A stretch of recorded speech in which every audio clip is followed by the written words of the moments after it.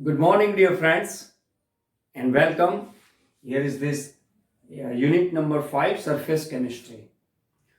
મિત્રો, પૃષ્ઠ રસાયણના એકમ નંબર 5ના આજના લેક્ચરમાં આપણે અધિશોષણના પ્રકારો વિશે અભ્યાસ કરવાનો છે. ગત લેક્ચરમાં આપણે અધિશોષણની ક્રિયાવિધિ સમજ્યા, બરાબર? તો અધિશોષણની ક્રિયાવિધિથી આપણને એટલું ફલિત થયું હતું કે કોઈ ઘન સપાટી પર વાયુ કે પ્રવાહીના જે પણ કણ છે એનું એક જ સમતલમાં જકડાઈ રહેવું અથવા તો સંપર્કમાં રહેવું, તે આ ઘન અધિશોષિતની સપાટીથી ઊંડાણમાં નથી ઉતરી શકતા, પરંતુ તેની સરફેસમાં છે, એકબીજાના સંપર્કમાં છે. એટલે સ્વાભાવિક છે કે અધિશોષક અને અધિશોષિત, એટલે આવા અધિશોષક અને અધિશોષિત ના સમન્વયથી જે ઘટનાનું પરિપાક જે થાય છે તેને આપણે અધિશોષણ કીધું.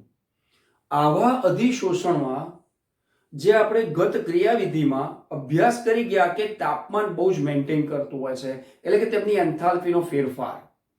અને હા, અધિશોષણની ઘટના એટલે કે જે આ ખાસિયત છે એ ઉષ્માગતિકીય રીતે ઉષ્માક્ષેપક પ્રક્રિયા નક્કી થઈ, બરાબર? આનો મતલબ એ થયો કે તાપમાન કે એન્થાલ્પીનો જે ફેરફાર એ આ અધિશોષણની ઘટના માટેનું જવાબદાર પરિબળ છે. એટલે સ્વાભાવિક દબાણ પણ એટલું જ અગત્યનું પરિબળ હોઈ શકે.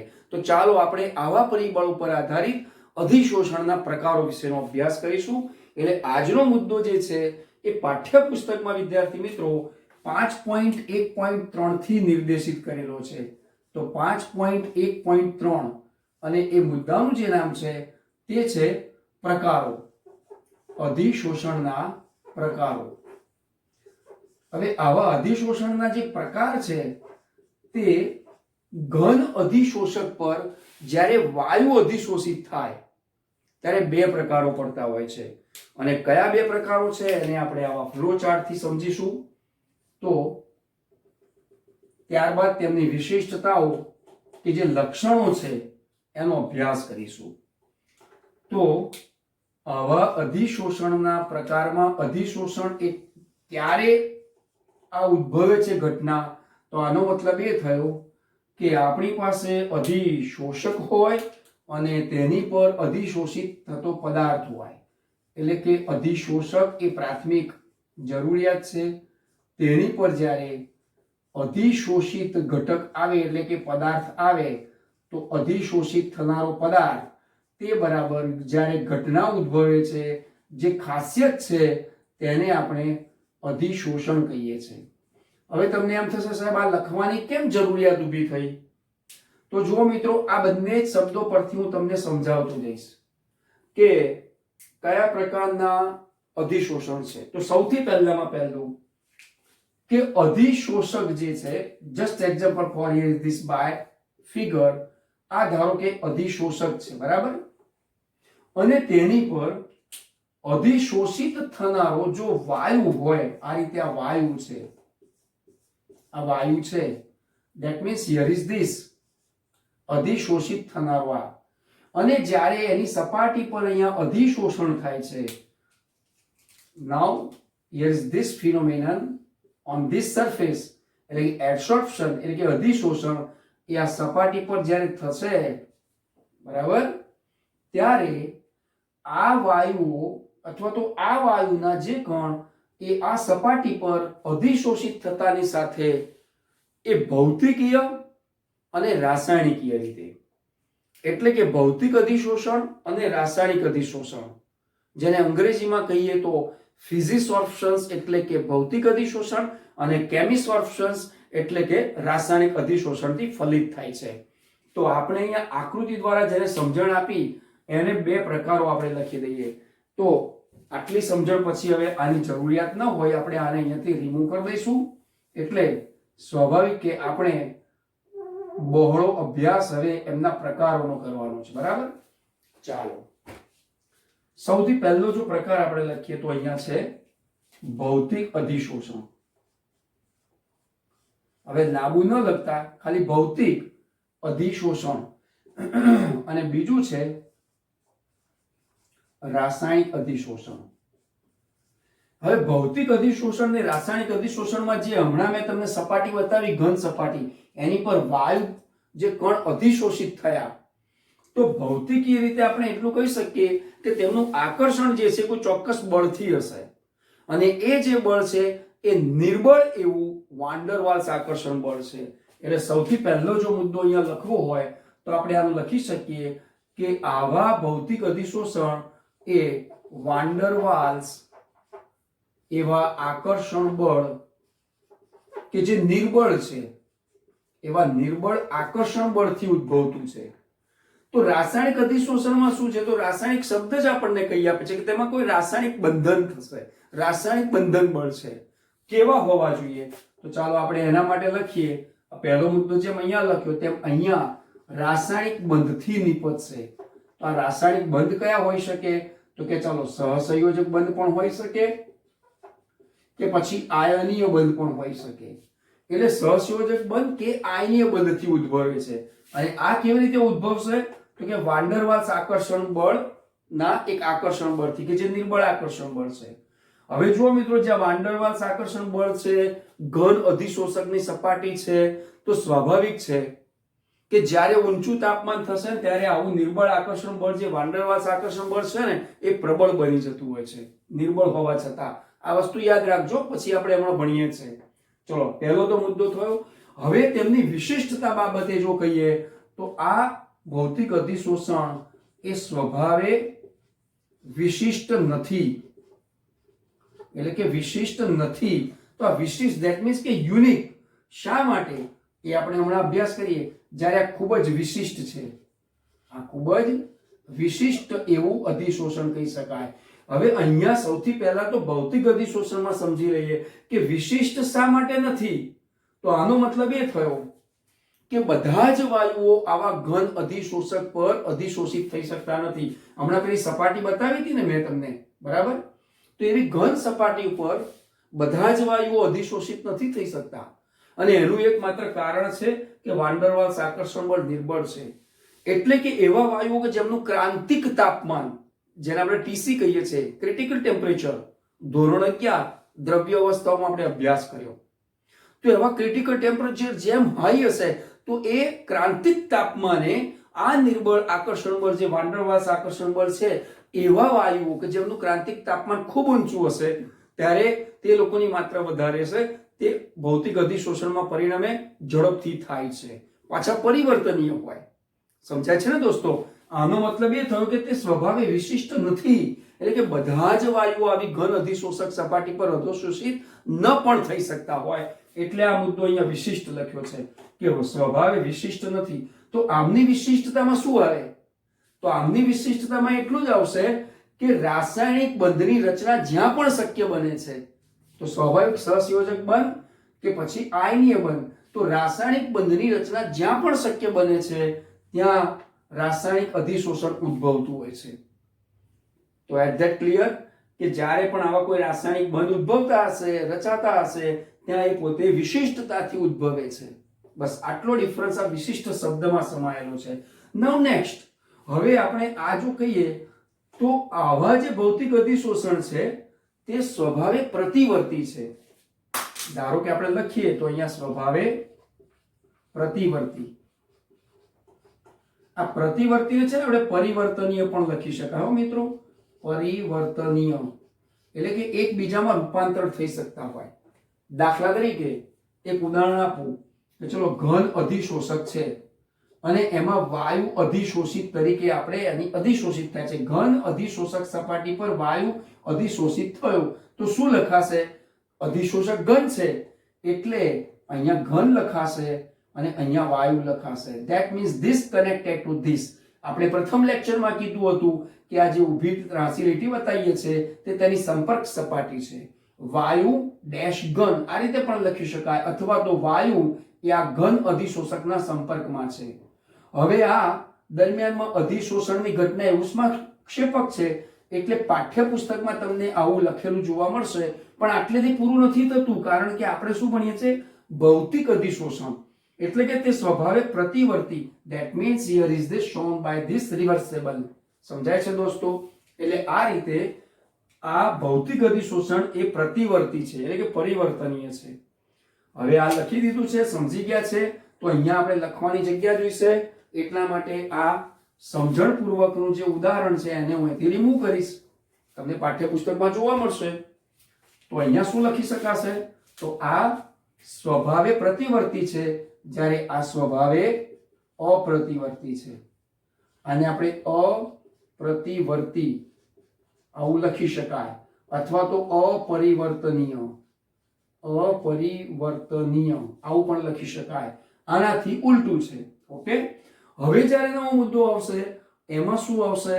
તો કેટલા વાયુઓ, જે હમણાં કીધું હતું ને વિશિષ્ટ છે, આ વિશિષ્ટ છે, જ્યારે આ વિશિષ્ટ નથી. તો હવે વિશિષ્ટ શા માટે નથી? તો એના માટે આપણે વાયુના સ્વભાવ તરફ જઈશું કે બધા જ વાયુઓ ઘન અધિશોષક પર અધિશોષિત થતા નથી, ત્યારે એને ભૌતિક અધિશોષણ કહીએ છીએ. તો કેવા વાયુઓ? તો સહેલાઈથી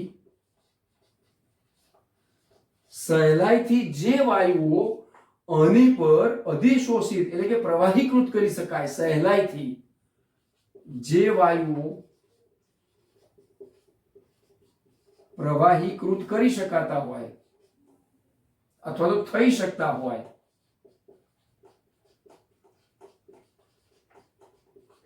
તેમનું જ અધિશોષણ એ ભૌતિક અધિશોષણમાં થતું હોય છે. ચાલો આ મુદ્દો પણ મારે સમજાવવો પડશે.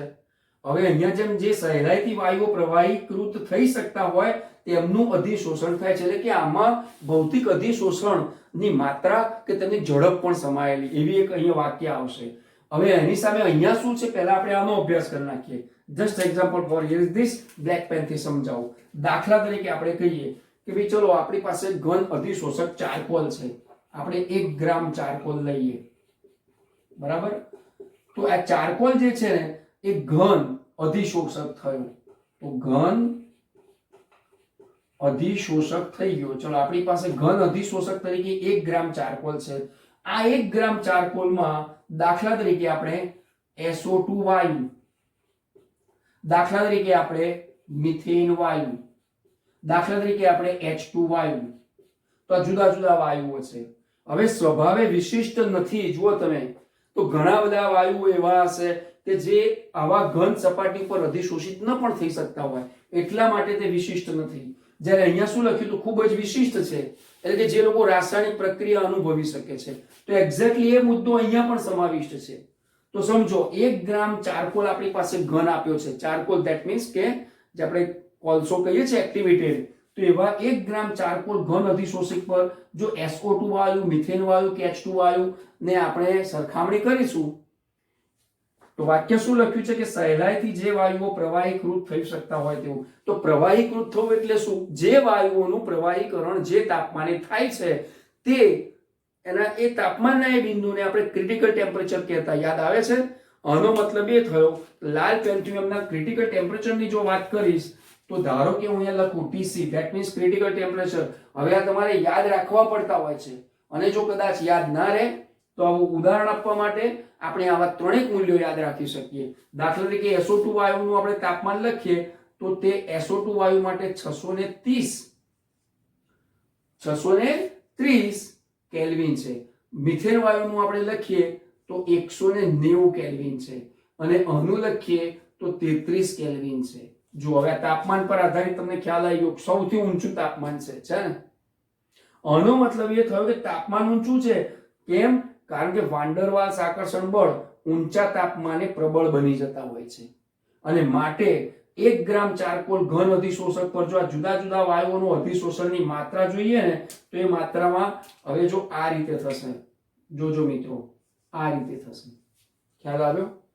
આનો મતલબ કે આની સરખામણીમાં આ ઓછું, એટલે કે મિથેનની સરખામણીમાં SO2 વાયુ 1 ગ્રામ ચારકોલ પર વધુ અધિશોષિત થઈ જશે, કારણ કે તેનું ક્રિટિકલ ટેમ્પરેચર 630 છે, અને ઊંચા તાપમાને વાન ડર વાલ્સ આકર્ષણ બળ પાછું પ્રબળ બનતું હોય છે. એટલે આ જે ઉદાહરણ લીધું એવું ઉદાહરણ અહીંયા આપણે નથી લઈ શકતા. કેમ? કારણ કે અહીંયા જે વાયુઓ રાસાયણિક પ્રક્રિયા આવા ઘન અધિશોષક સાથે કરી શકે છે, જુઓ અહીંયા સ્વભાવે અપ્રતિવર્તી અપરિવર્તનીય છે, પરંતુ આ ખૂબ જ વિશિષ્ટ લખ્યું હતું. એનો મતલબ શું હતો? કે એ રાસાયણિક પ્રક્રિયાઓ એવા ઘન અધિશોષક સાથે કરી શકતા હોય. તો એ મુદ્દો અહીંયા સમજાયો હતો એ જ મુદ્દાનો વળી પાછો આપણે થોડાક અલગ પ્રકારના શબ્દોથી પરંતુ આપણે એટલે લખી શકીશું કે ભૌતિકની જેમ જ છે. જો આ ભૌતિકની જેમ જ છે કે વાયુઓ જે છે ને એ પ્રક્રિયા કરશે, પરંતુ માત્ર એટલા જ વાયુઓ કે જે અધિશોષક સાથે એટલે કે ઘન અધિશોષક સાથે રાસાયણિક પ્રક્રિયાઓ કરી શકે છે. એટલે વાક્ય લખવું વધારે યોગ્ય છે. ચાલો આપણે વાક્ય લખી નાખીએ. દાખલા તરીકે અહીંયા લખવું હોય તો આપણે શું લખી શકાય? સૌથી પહેલું તો એક જ લખીશ કે ભૌતિક અધિશોષણની જેમ જ જેવું જ, પરંતુ જે વાયુઓ ઘન અધિશોષક સાથે રાસાયણિક પ્રક્રિયાઓ કરી શકે, જે વાયુઓ અધિશોષક સાથે રાસાયણિક પ્રક્રિયાઓ અનુભવી શકે અથવા તો કરી શકે, ત્યારે તેને આપણે રાસાયણિક અધિશોષણ કહીએ છીએ. સ્વાભાવિક શબ્દ ઉપરથી એ ખ્યાલ આવી ગયો. ક્લિયર છે? જો આપણી પાસે 4 મુદ્દા આ બાજુ થયા, 4 મુદ્દા આ બાજુ થયા, હજુ 5મો મુદ્દો જે લઈશું એ તાપમાન પર આધારિત લઈશું. દાખલા તરીકે આપણે કહીએ તો આ છે ને નીચા તાપમાને શક્ય બનનારા છે. તો નીચા તાપમાને અને એન્થાલ્પીનું મૂલ્ય પણ નીચું હોય છે, જે આપણે બીજા લેક્ચરમાં સમજી ગયા હતા.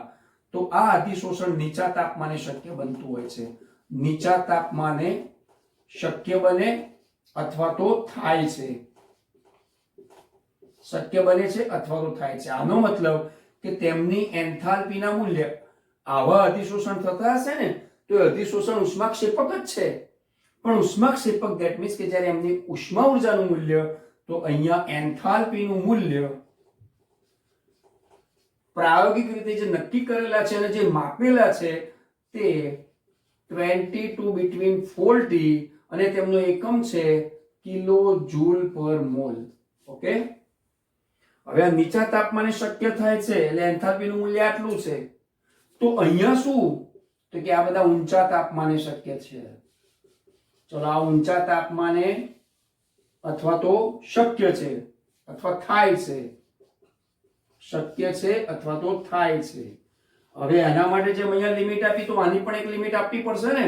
તો આની લિમિટ છે કે તેમના એન્થાલ્પીનું મૂલ્ય, તેમના એન્થાલ્પી માટેનું મૂલ્ય 82 between 240 કિલો જૂલ પર મોલ. આ એમના મૂલ્યો છે પ્રાયોગિક રીતે નોંધેલા અને આપણે અહીંયા જર્નલ્સ પ્રમાણે લખેલા. હવે મિત્રો, આ તાપમાનના કારણે જો થોડી ચર્ચા કરીએ, પણ અત્યારે એક વસ્તુ સમજી લો. 1 2 3 4 ને 5, 1 2 3 4 ને 5, 5 મુદ્દાનો આપણે અત્યારે થોડોક અભ્યાસ કર્યો છે.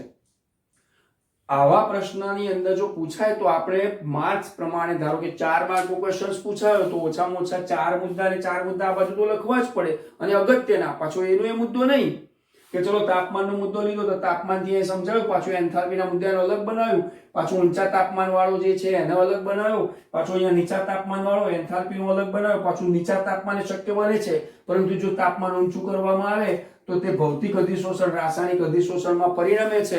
એટલે એકલા તાપમાન પર આધારિત તમે 2-3 મુદ્દા બનાવી દો અને તમે એમ કહો સાહેબ મેં 4 મુદ્દા લખ્યા છે તો મને 4 માર્ક્સ મળવા જોઈએ. ના, જો પરીક્ષા લક્ષી આપણે જવાબ આપવા માંગતા હોઈએ, એમાંથી માર્ક્સ આપણે એચીવ કરવા માંગતા હોઈએ, તો આવા અલગ અલગ પ્રકારના ઓછામાં ઓછા 4 મુદ્દાનું આપણું ત્યાં કેલ્ક્યુલેટેડ, ત્યાં ફોકસિંગ હોવું જોઈએ.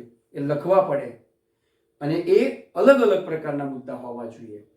તો સ્વાભાવિક છે કે વધુમાં વધુ આપણા 12મા ધોરણની પરીક્ષા પદ્ધતિ પ્રમાણે વધુમાં વધુ 4 માર્ક્સનો ક્વેશ્ચન પૂછાય. પણ કદાચ 3 માર્કનો પ્રશ્ન પૂછાય તો એવું પણ પૂછી શકાય કે ભૌતિક અધિશોષણની લાક્ષણિકતાઓ જણાવો. તો બધી જણાવવાની છે 3 માર્કમાં, તો ઓછામાં ઓછી 6 એક આવશે. દર 2 લાક્ષણિકતાઓ તમે અડધો માર્ક તમને કી પ્રમાણે આપી શકે ગુણ પ્રદાન યોજનામાં. તો એવી રીતે રાસાયણિક અધિશોષણની લાક્ષણિકતાઓ જણાવવા પણ પૂછી શકાય, અથવા કોઈ ઉદાહરણથી તમને આપી દીધું હોય જેની છેલ્લે આપણે પ્રશ્નમાં ચર્ચા કરીએ છીએ. પણ હું એવું માનું છું કે સૌથી પહેલા આ જે આપણે 5 મુદ્દા લખ્યા છે એ હું નથી માનતો કે હવે સ્ક્રીનશોટ લેવાની જરૂર છે, કારણ કે આપણે પાઠ્યપુસ્તક આપણું ભાગવત ગીતા સમાન છે અને એમાં આવા તફાવતના મુદ્દા તરીકે આપેલા છે. પણ અહીંયા અત્યારે તમે આ 5 મુદ્દાને સમજી ગયા હશો. ચલો વળી પાછા અલગ અલગ પ્રકારના અને કેટલાક આ તાપમાન પર આધારિત મુદ્દાની ચર્ચા કરવા માટે અહીંયાથી આ બોર્ડ પરથી આટલા 5 મુદ્દાઓને રિમૂવ કરવા પડશે. Okay, so guys we have removed this point અને હવે આપણે થોડાક નવા પોઈન્ટ તરફ જઈ રહ્યા છે. જો મિત્રો તાપમાન પર આધારિત મેં તમને સમજાવ્યું ને કે જેમ તાપમાન અહીંયા ઊંચું થાય છે એટલે કે પેલા ક્રિટિકલ ટેમ્પરેચર અહીંયા ઊંચા હતા તો નિર્બળ આકર્ષણ બળ જે પેલું વાંડરવાલ્સ હતું એ નિર્બળ આકર્ષણ બળ કેવું બન્યું? પ્રબળ બની ગયું હતું. એક્ઝેક્ટલી એ જ રીતે જો તાપમાન પર આધારિત હજુ આગળ આપણે ચર્ચા કરીએ તો આટલું લખી શકાય કે તાપમાન ના વધારા સાથે આવું ભૌતિક અધિશોષણ ઘટે છે. જ્યારે અહીંયા એનાથી ઉલટું છે મિત્રો, તાપમાનના વધારા સાથે તે વધે છે. જો અહીંયા જેમ તાપમાન તમે વધારે આપશો, મતલબ કે વધારે ઊંચું કરશો, તાપમાન આપવાનું ના હોય પણ તાપમાનમાં વધારો ઘટાડો હોય, તો તાપમાનનો વધારો એ આવા ભૌતિક અધિશોષણનો ઘટાડો સૂચવે છે. અને આવી ઘણી રાસાયણિક પ્રક્રિયાઓ છે ફિઝિકલી. દાખલા તરીકે જો હું તમને કહું એક વસ્તુ, નિકલ ધાતુના ટુકડા ઉપર જ્યારે હાઇડ્રોજન વાયુ પસાર કરીએ છીએ હેબર વિધિથી એમોનિયા માટે, ત્યારે ભૌતિકી રીતે જો એનું ઉદાહરણ આપવાનું હોય તો તેમાં તાપમાનનો ઘટાડો સૂચવશે. અને જો તો તાપમાનનો વધારો કર્યો એની અમુક ક્રાઇટેરિયા કે મર્યાદાથી વધારે, તો ત્યાં શું થશે ખબર છે? એ ડાયહાઇડ્રોજન વાયુ છે ને H2 એનું વિઘટન ચાલુ થશે H માં. સમજી ગયા ને? આ પ્રક્રિયા એક જ છે પણ તાપમાન પર આધારિત બંને સમજ્યા.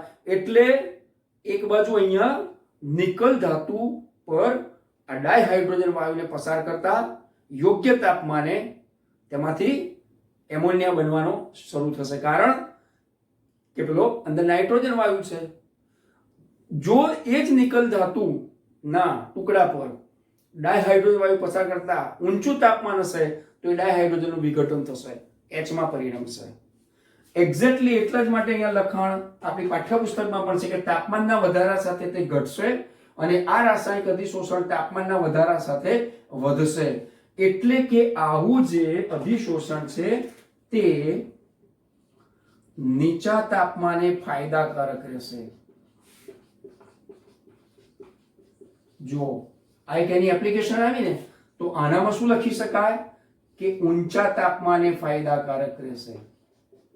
ઊંચા તાપમાને ફાયદાકારક. હવે જો મિત્રો આ બંનેના તાપમાન જેટલા એન્થાલ્પીના મૂલ્યો આપણે લખ્યા હતા ને કે અહીંયા 22 between 40 and here is the 82 between 240, તો આનો મતલબ એ થયો કે તાપમાનની સાથે આવ્યું. પરંતુ જો અહીંયા તાપમાનમાં વધારો કરવામાં આવે છે તો શું થાય? તાપમાન વધારતા કદાચ એવી પ્રક્રિયાઓ છે જેમાં ભૌતિક અધિશોષણ નીચા તાપમાને થયું અને તાપમાનનો વધારો થયો તો ભૌતિક અધિશોષણ ઘટ્યું, તો કંઈક ઘટે છે તો કંઈક વધે છે. તો જો તાપમાનનો વધારો કરવામાં આવશે તો તાપમાન વધારતા તે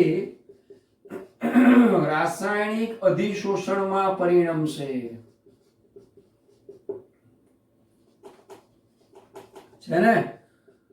એટલે ભૌતિક અધિશોષણ ક્યારે રાસાયણિક અધિશોષણમાં પરિણમે?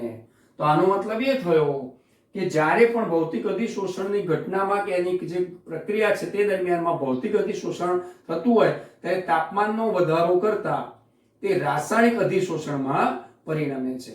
જ્યારે અહીંયા આપણે એવું લખવું હોય તો શું લખી શકાય? તો આના માટે તો જે ઊંચા તાપમાને ફાયદાકારક છે તે જ છે. એટલે અહીંયા ધારો કે આપણે જો લખવું હોય તો તે તાપમાનના વધારા સાથે વધે છે, જે અહીંયા વાક્ય છે જ. અહીંયા તાપમાનના વધારા સાથે ઘટાડો હતો એટલા માટે આગળ શું થયું એનો જવાબ આપવા માટે છે. જ્યારે અહીંયા તે વિશિષ્ટ હોવાના કારણે, તેમાં રાસાયણિક બંધ હોવાના કારણે ઊંચા તાપમાને ફાયદાકારક છે, ઉપરાંત ઊંચા તાપમાને તે શક્ય બને છે અથવા તો ઊંચા તાપમાને જ તે ભૌતિક અધિશોષણની જેમ વર્તે છે. Now this is the comparative of ભૌતિક અધિશોષણ. ઓકે, એટલે આ પણ એક મુદ્દો બની ગયો. હવે જે એક નવો મુદ્દો છે એ મુદ્દાની બાબતમાં ક્ષેત્રફળની વાત આવશે. તો અહીંયા હું એટલું લખી શકીશ કે જે ઘન સપાટી છે એ સપાટીનું ક્ષેત્રફળ આધારિત અને સપાટી ક્ષેત્રફળના વધારા સાથે વધે છે. એટલે કે સપાટી ક્ષેત્રફળ પર આધારિત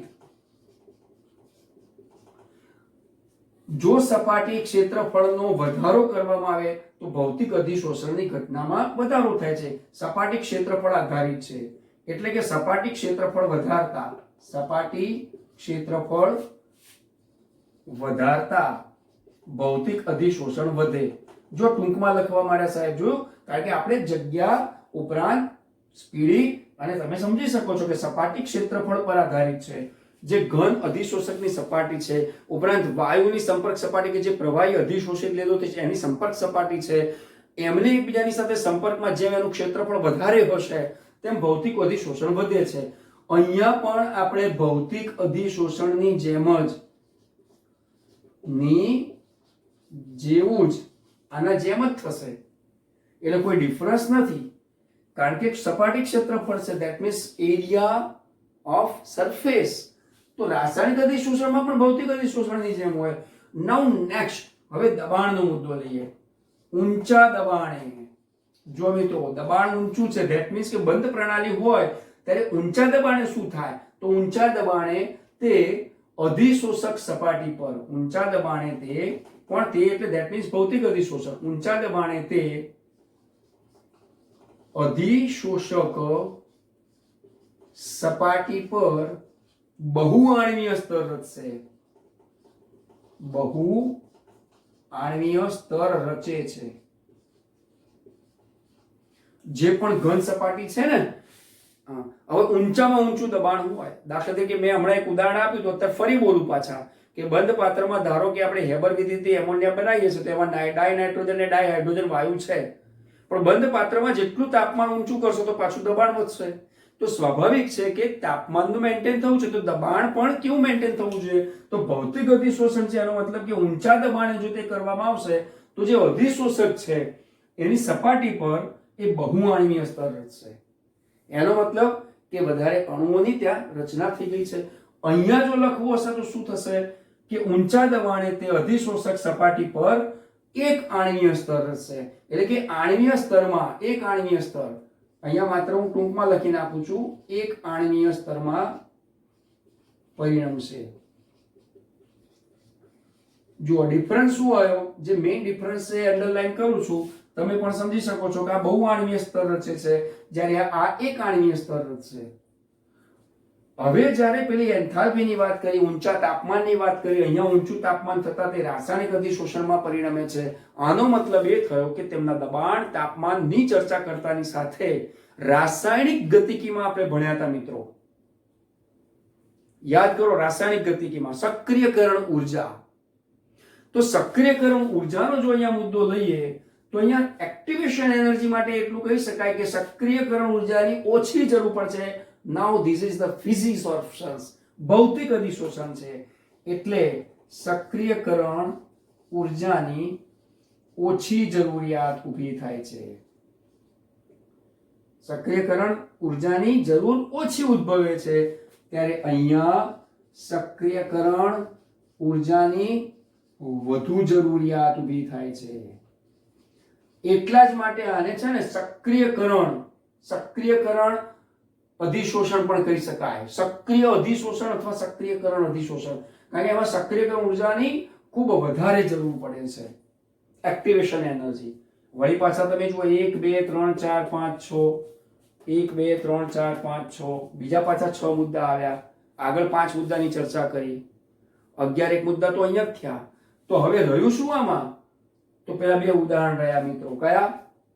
કે દાખલા તરીકે ભૌતિક અધિશોષણમાં એક ઉદાહરણ આપવું હોય તો તમને કહી શકું કે નીચા તાપમાને, દાખલા તરીકે જો આ બધું નીચા તાપમાને થાય છે તો નીચા તાપમાને એનાઈ ધાતુ પર જ્યારે પણ ડાયહાઇડ્રોજન વાયુનું અધિશોષણ કરવામાં આવશે તો એ ભૌતિક અધિશોષણ છે. વાક્ય શું વાપર્યું શરૂઆતમાં? નીચા તાપમાને. જો રાસાયણિક અધિશોષણમાં એનું ઉદાહરણ આપવું હોય તો ત્યાં માત્ર શું શબ્દ વાપરવાનો? ઊંચા તાપમાને. કારણ કે બધા ઊંચા તાપમાન સાથે થનારા છે. પણ થશે શું, તમે સાંભળો. આ ભૌતિક અધિશોષણમાં શું થયું કે નીચા તાપમાને નિકલ ધાતુની સપાટી પર ડાયહાઇડ્રોજન વાયુ જ્યારે પણ અધિશોષણ કર્યું તો થયું, પરંતુ જ્યારે તાપમાન વધી ગયું તો એ જ નિકલ ધાતુની સપાટી પર ડાયહાઇડ્રોજન વાયુ વિઘટન થશે અને H માં પરિણમશે. એટલે અહીંયા હવે જગ્યાના અભાવે લખતા નથી, પરંતુ આ બંને ઉદાહરણ પરથી તમે સમજી ગયા છો. મિત્રો, આજના આ લેક્ચરમાં અધિશોષણના જે બે પ્રકાર છે એ વાયુનો જે પણ વાયુ ઘટક અધિશોષિત થનારો છે તે ઘનમાં કઈ રીતે અધિશોષિત થયો અને એનાથી અધિશોષણની ઘટના ઉદ્ભવી, તો આ અધિશોષણ આપણી પાસે physics of substance and chemistry of substance. તો લગભગ આપણી પાસે 10 થી 11 મુદ્દા ઉપરાંત તેમની પાસે એક ઉદાહરણ પણ આપણે આપી શકીએ એમ છે. કદાચ ને ક્યાંક અલગ 3 માર્કનો પ્રશ્ન પૂછાય કે ભૌતિક અધિશોષણની લાક્ષણિકતાઓ જણાવો અથવા તો રાસાયણિક અધિશોષણની લાક્ષણિકતાઓ જણાવો. So that means here is this is the properties. આ એના લક્ષણો પણ છે, આઈડેન્ટિફિકેશન્સ કે ઉદ્ભવે છે તો એના શું લક્ષણો છે. અન્યથા જો તફાવતની રીતે પૂછે તો આપણે 2 કોલમથી તફાવતથી પણ સમજાવ્યા છે, ઉદાહરણ આપીને સમજાવ્યા છે. ઉપરાંત જ્યાં કદાચ આપને વાક્ય રચનાઓમાં ચોપડીમાંથી વાંચતા ખબર ના પડે તો અહીંથી સાહેબે આકૃતિ દોરીને પણ સમજાવ્યા છે. એટલે તમારી પાસે એક આગ્રહભરી અપેક્ષા રાખીએ કે પાઠ્યપુસ્તકમાં એને તફાવતની રીતે 2 કોલમમાં આપેલા છે. જેટલા પણ મુદ્દા આપ્યા છે તેને આ રીતે સમજીને, વાંચીને કે લખીને ખૂબ સારી રીતે તૈયાર રાખજો. કારણ કે હવે આવા તાપમાન પર આધારિત નેક્સ્ટ લેક્ચરમાં અધિશોષણ સમતાપ વક્રનો અભ્યાસ કરવાનો છે. તો હવે પછી મળીશું નેક્સ્ટ લેક્ચરમાં. ત્યાં સુધી wish you all the best.